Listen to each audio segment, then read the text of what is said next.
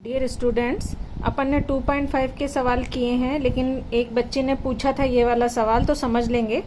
निरपेक्ष मान ज्ञात करना है। 3x - 5 = 1 है। जब ये हम निरपेक्ष मान के ये हटाते हैं तो ये एक बार प्लस में लिखते हैं और एक बार इसी मान को माइनस में लिख देते हैं। फिर ये माइनस जब इधर से इधर आएगा तो प्लस में हो जाएगा, और फिर ये साधारण जैसे हम समीकरण हल करते हैं वैसे हल कर लेंगे। इसलिए 3x बराबर ये माइनस यहाँ के प्लस में हो गया 6, तो x बराबर 6/3, और ये उत्तर यहाँ पे आ गया 2। इसी तरह इसको यहाँ पे यहाँ ले जाएंगे, ये माइनस है तो 3x या बराबर -1 + 5, तो 3x बराबर, अब ये प्लस है और इसमें से इसको घटा दिएंगे तो 4, तो x बराबर 4/3। इसलिए कितने उत्तर आएंगे इसके? 2 और 4/3। और ये भी ऐसे ही करना है। ये हटाएंगे तो ये प्लस में होगा, ये माइनस में, ये यहाँ चले जाएगा तो 5 दूनी ये हो जाएगा 10, और ये यहाँ तो ये -10। फिर इसको आगे जैसे ये समझाया वैसे हल कर लेना। ये 2.5 कंप्लीट हुआ। अभी हमारा प्रकरण 3 है बहुपद।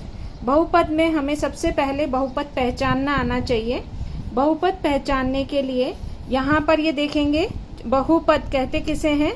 जिसमें बहु मतलब बहुत से पद हों, उसे क्या कहेंगे? बहुपद कहेंगे। जैसे ये है 3x + x² + 2, ये बहुपद है। तुम्हें सबसे पहले बहुपद पहचानना है। तो यहाँ पे x² भी बहुपद है। इसी प्रकार 6 ये भी बहुपद है, लेकिन कौन सा बहुपद नहीं होगा? जैसे करनी में है, करनी में y है, ये बहुपद नहीं होगा। 1/y - 3 यह भी बहुपद नहीं होगा। क्यों नहीं होगा? क्योंकि जब ये y ऊपर जाएगा तो ये -1 हो जाएगा घात, और घात माइनस में नहीं होना चाहिए। घात हमेशा धनात्मक संख्या होगी, तभी वह बहुपद कहलाएगा। अब बहुपद के प्रकार हैं हमारे एक पद, द्विपद, त्रिपद और बहुपद। बहुपद मतलब 3 से ज्यादा। तो यहाँ पर एक पद किसे कहेंगे? x², ये एक पद हो गया, कोई भी तुम ले सकते हो। m ये एक पद हो गया। द्विपद किसे कहेंगे? 2m + 1, ये द्विपद हो गया। त्रिपद किसे कहेंगे? जिसमें 3 पद हो, और इससे अधिक जो होंगे जैसे 5x³ + 3x + x + 2, तो इस तरह ये हो गया बहुपद। तो ये एक पद में एक पद होता है, द्विपद में 2 पद होते हैं, त्रिपद में 3 पद होते हैं, और बहुपद जो 3 से ज्यादा होता है उसे बहुपद कहलाएगा। वो ये हैं सभी बहुपद, लेकिन यहाँ पर ये एक पदी मतलब एक ही पद होना चाहिए, द्विपदी मतलब 2, त्रिपदी मतलब 1 2 3। ये प्लस भी हो सकता है, माइनस भी हो सकता है, लेकिन गुणा में नहीं होगा। प्लस और माइनस देखकर ही तुम्हें पद लिखना है। अब इसके बाद में है बहुपद के घात। बहुपद के घात किसे कहते हैं? यहाँ पे ये जो ऊपर लगा है ये हम घात कहते हैं, ये आधार होता है, ये घात। जैसे m घाते है 4, तो ये हो गया आधार और ये हो गया इसका घात m। लेकिन यहाँ पर हमारे पास 2 पद है, m और n, ठीक है।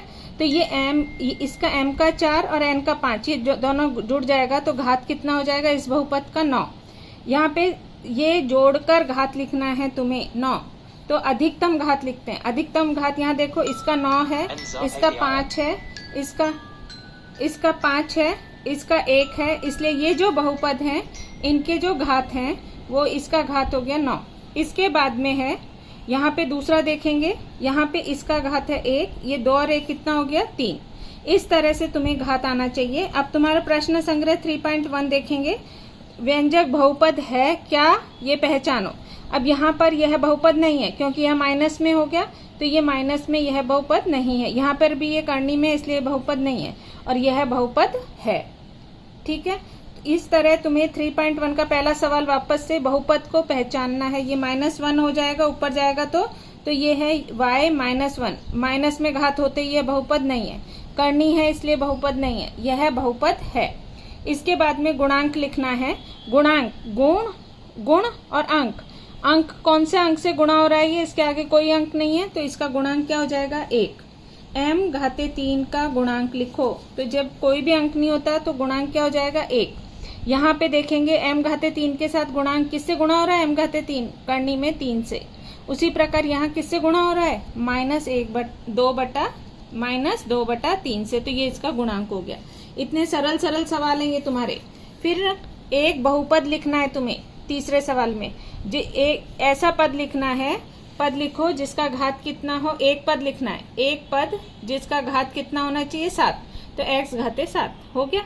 इसी तरह दूसरा है द्विपद लिखना है जिसका घात कितना होना चाहिए? 35, तो तुम ऐसे भी लिख सकते हो m घाते 30 n घाते 5, ठीक है, प्लस 3mn, तो ये हो गया 30 और 5 35। तुम एक उसमें भी लिख सकते हो x घाते 35 प्लस 7 m घाते 7, ऐसे करके तो नहीं एक ही आएगा x बहुपद ये x घाते 35 है, 7 x घाते 7, और भी आगे तुम संख्या लिख के कर सकते हो, लेकिन हमें घात कितना होना चाहिए, 35 होना चाहिए। कोई भी बहुपद बना सकते हो इसके लिए। इसके बाद में तुम्हें यहाँ पर लिखना है घात। अब यहाँ पर ये देखो घात कैसे पहचानेंगे, ये करनी है, तो यहाँ पर ये है बहुपद। अब यहाँ पे देखो ये अंक है, चर नहीं है यहाँ पे, ले इसका अंक जब ऐसे अंक होता है तो इसका घात क्या हो जाता है 0।